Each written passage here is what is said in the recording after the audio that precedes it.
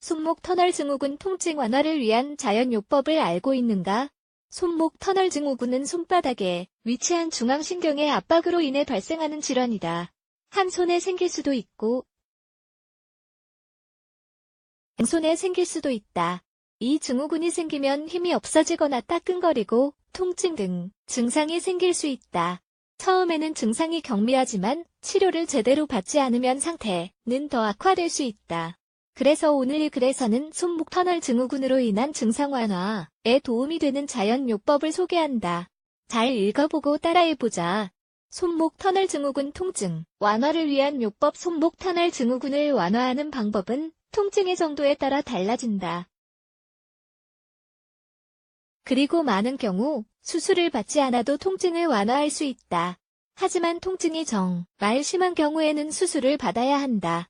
진정 성분이 함유된 자연요법을 활용하는 방법은 증상을 최소화하는 데 효과적이다. 하지만 이런 자연요법이 치료를 대신할 수는 없다는 점을 기억해야 한다. 치료를 받으며 보완치료로 병행하면 통증 완화에 도움이 된다. 어떤 방법이 있는지 다음에 글을 잘 읽어보자. 1. 수치료. 손목 터널 증후군이 생기는 이유는 염증 및 신경에 압력을 가하는 것이다. 이로 인해 통증이 생기고 불편해지는 것이다.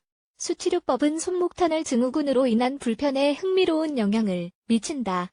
혈액순환을 개선해 통증이나 따끔거리는 증상을 최소화해준다. 방법. 뜨거운 물과 차가운 물을 번갈아 가며 사용하는 것이 좋다. 먼저 차가운 물이 담긴 대야에 손을 담근다.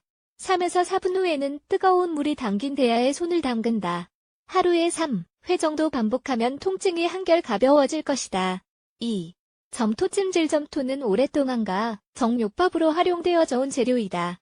항염증 성분 덕에 여러 가지 증상으로 인한 통증 완화에 효과적이다.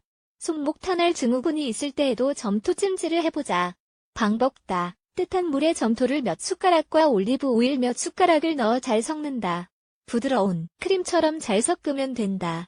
그런 다음 아픈 손목에 바른다. 15에서 20분간 그대로 두었다가 다시 헹군다. 통증이 지속되는 한 같은 방법으로 계속 찜질한다. 3.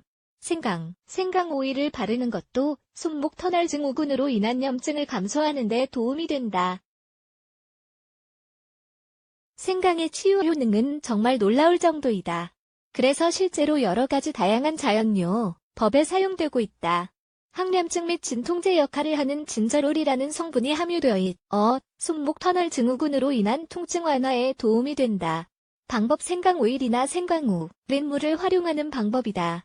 오일을 사용하려면 생강 오일과 올리브 오일이나 코코넛 오일을 섞어 통증이 있는 부위에 바르고 부드럽게 마사지한다. 오일 대신 생강 우린 물을 활용하려면 국소적으로 사용해도 되고 마셔도 된다. 통증이 사라질 때까지 계속 반복한다. 4. 아보카도 오일. 아보카도 오일에는 보습, 항염증 및 진정 성분이 함유되어 있다. 그래서 손목 터널 증후군이 생긴 부위에 아보카도 오일을 바르고 마사지하면 통증 완화에 도움이 된다. 뿐만 아니라 혈액순환이 개선되고 뻣뻣한 느낌도 사라지는 효과가 있다. 방법. 먼저 아보카도 오일을 데운다. 너무 뜨겁지 않고 적당한 온도로 데운다. 증후군이 생긴 부위에 오일을 바르고 살짝 눌러주며 마사지한다.